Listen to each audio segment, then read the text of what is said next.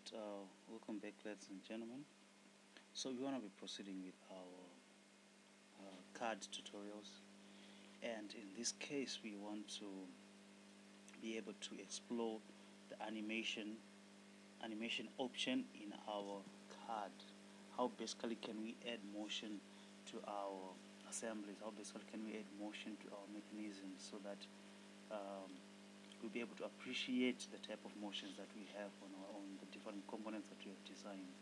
So in this particular example, I'm going to be designing using Creo, because the animation operation is only exclusive to Creo. It is not available to our Pro E, because Creo is an advanced version of our Pro E. So without wasting much time, let me open a new file. I'm using Creo version 6, which has also been given to you for installation and also the installation steps.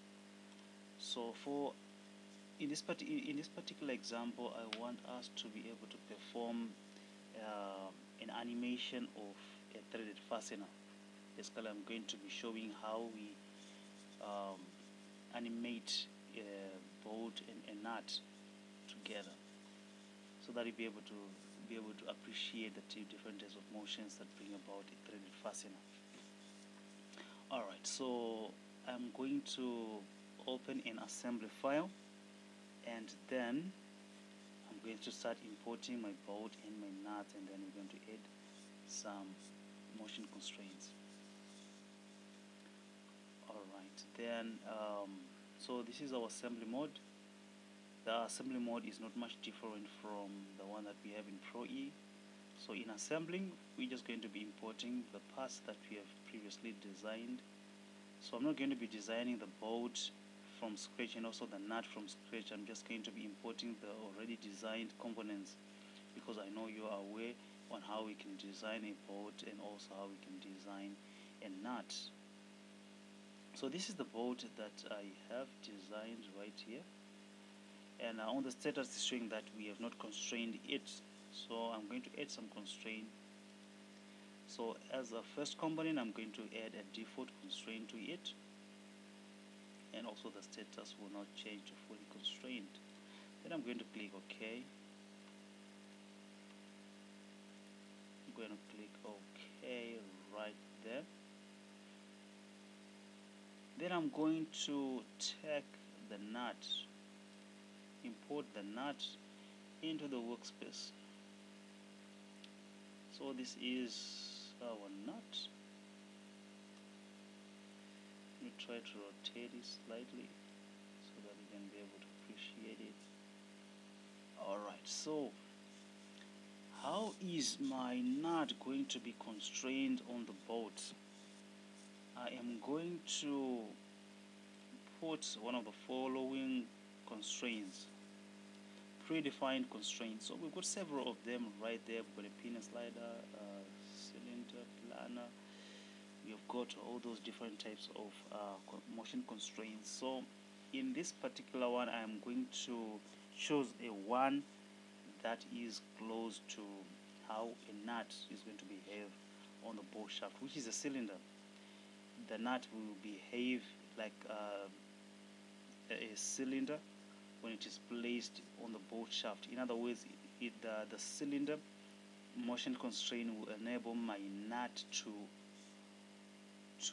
rotate at the same time as it slides through the cylinder, which is also a translational motion. So basically, those are the two types of motion that we have. As we rotate the nut on the bolt shaft, the nut will also acquire a translational motion due to the helix nature of the thread profile. So those are the two different motions that I'm going to be analyzing in this case. So I'm going to select a cylinder, and then on the cylinder I'm going to go for the placement tab. Then I will have to specify the axis for rotation and also the axis for translation. So let me align the axis of the nut and also to the axis of the bolt, which is in this case the assembly item. So there is our nut properly aligned to the same axis to that of the bolt, but I also need to provide the translational references. So I'll start off with the reference of the component. The component in this case is going to be the nut. This is going to be the first that I'm going to select as a 0 reference of the component, and then I'll also select the 0 reference of the bolt. I am going to assign this face in this case, and then I'm going to put a 0 displacement between the two, so that the nut will be at the entry point of the bolt shaft. So that is it. I'm happy with it. I think I have properly aligned these two components together. As you can see, the status, the connection definition complete. So I'm going to click OK. Then I'm going to go into the mechanisms. Under applications, I'm going to select mechanisms. So we have got different powering units to our mechanisms. We can have some gears, we can have some belts, we can have some cams like we discussed before. We can have some force motor springs and dampers, etc. But in this case, I am going to be going for a servo motor, which gives which enables me to have the translational, the rotational, and also the translational motion of my nut on the bolt. So I'm going to select the servo motor. Like we analyzed last time, we said a motor gives rotational motion to our components. So that is why I'm going to be using a motor. A servo motor is just a special type of a DC motor which has got a high accuracy. So that's the motor that I've taken, and I'm going to go into the reference tab to select the driven entity. So I'm going to start off by selecting the rotational axis. So let me try to zoom into this picture. So I am going to go for the rotational axis right there, and then I am going to specify the profile details, the motion details basically. So the driven quantity I'm going to specify to angular velocity, since I'm going to be looking at a rotational component. And then I'm going to change the initial state to start at 0, not to use the current position. And then I am going to go for a constant speed. These are also the different types of speeds that we can also have. We can also have a ramp, a sinusoidal, a cycloidal, parabolic, and also different types of stuff. But I'm going to go for the first simplest type of motion analysis, or just a motion constraint, which is the constant motion. And then I'm going to choose this return error. Let me start with the speed, which is 15 degrees per second, 15 degrees per second turning angular velocity. And then the properties of this motor, I'm going to name it as the rotational motor.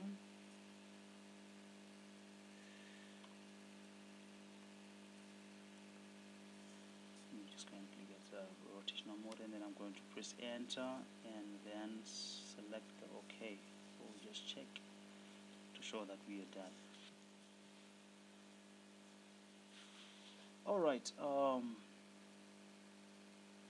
now let's go to the mechanism analysis. In this case, we want to be able to see how this nut will be turning. So let me place the end time. Let me change the end time to,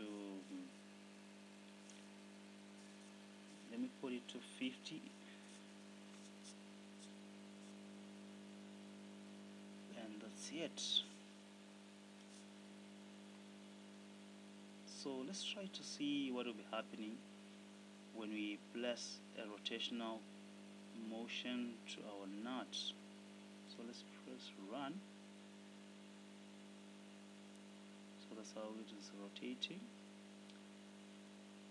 Okay, now let me eliminate a number of things here. I want to eliminate everything so that we can have a clean display. So now let me run again. So this is now our rotational motion of the nut on the bolt shaft. But that is not everything, because as the nut will be rotating due to the interfacing of the threads on the nut and the threads on the bolt shaft, we will also have a translational motion on the nut. So as it is rotating, it will also be translating along the bolt shaft. So I'm going to insert another axis. I'm going to insert another motor on this translatory axis. So let me go back again into the applications and then mechanisms.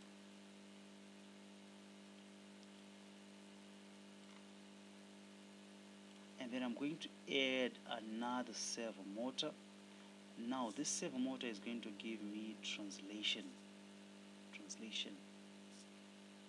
So I'm going to click right there, and then under the reference tab, it has selected the translational axis.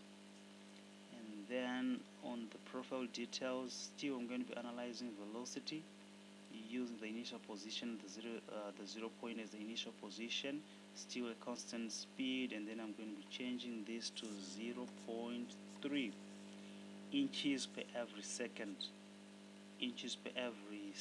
So that I can be able to see a smooth translation of the nut on the bolt. So this is just arbitrary values, and we can change them to suit the required motion that we want. So let's just start with 0.3 and let's see how it goes.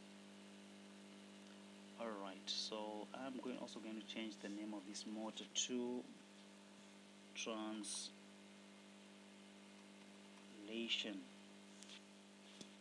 Then I'm going to press enter, and then I'm going to click OK, and then I am going into the mechanism analysis. So as you can see, we now have two motors, the one for the rotation, the one for the translation. And let me change the time to 50, and let's just press the run option. Now as the nut is rotating, it is also translating, but the translation is not very visible. So let us go back into the translation option, and let's edit this motor again, the profile of the motor or the details of the motor, translation motor again.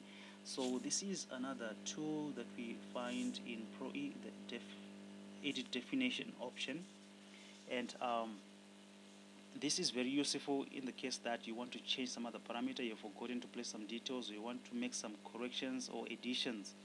So the edit definition parameter is very important. You also find it in your Creo.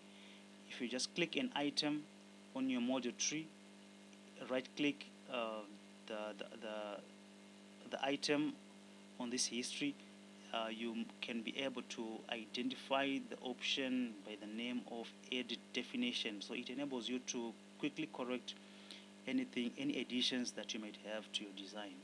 So I'm just going to select this, and I'll be directed back to the mechanism toolbar, where I'm going to be editing the details of the translatory motor. So I'm going to double it. I'm going to double it to 0.6. Let's see what happens when we change this to 0.6. And then going back into the mechanism analysis, still maintaining the frame time at 50. Let's run this animation. And now it is now visible that when the nut is rotating, it is also translating along the shaft of the bolt in that case, but still it is not ending to the required length. So I'm going to increase the end time to, let's put it at 100. Let's run this command. Let's see what happens. As you can see, this is a trial and error, playing with the details of this motion.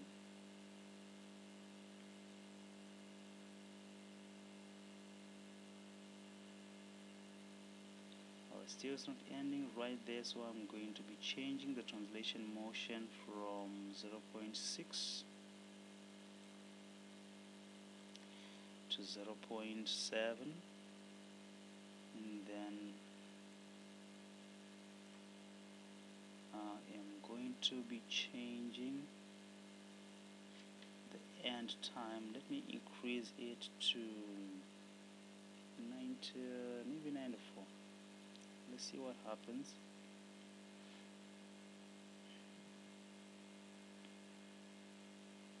So that's a smooth transition, rotation and translation. Yes, that is perfect now. That is it, looking at the right length, or the end of the thread length right there. So if you are happy with this, we can click OK. Once we click OK, we can save this animation. We can save this animation as follows under playback option.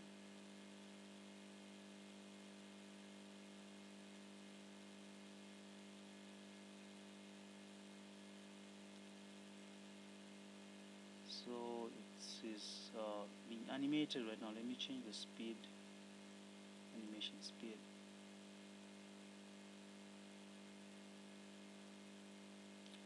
So that is basically the animation speed.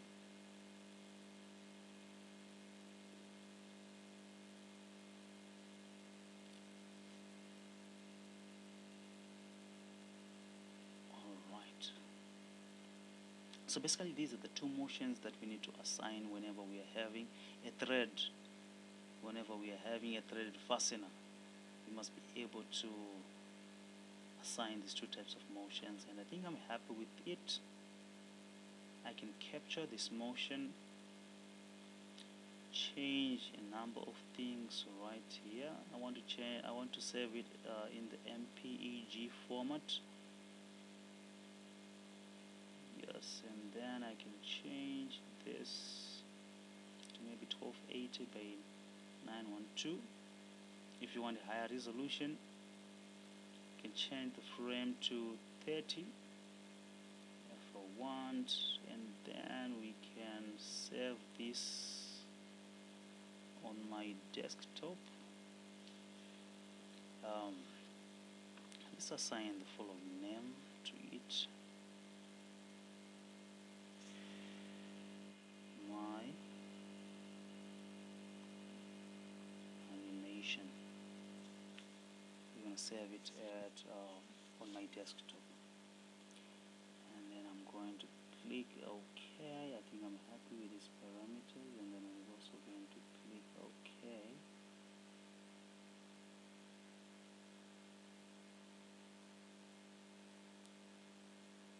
So it is slowly compiling this video.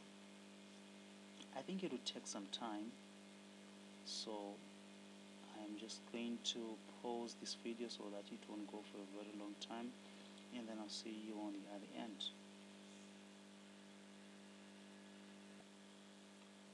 Alright, so we have gotten to the end of this rendering of this video, and we can safely close this window, close everything, then just minimize that. Let's check out this animation video that has been made by our software. I want to use my favorite application, which is the VLC. So basically this is the animation that we've made of the bolt, how the bolt gets inserted on the how the nut gets inserted on the bolt, so that anyone interpreting this kind of mechanism will not have any challenge to see what is really happening. So that's one way we can add motion to our threads, and I hope you can have a lot of fun dealing with these mechanisms with threads. We're going to see different other types of animations later on, whereby you're going to be putting motion to different types of other engineering mechanisms. Alright, let me see you in the next slide, in the next video. Thank you.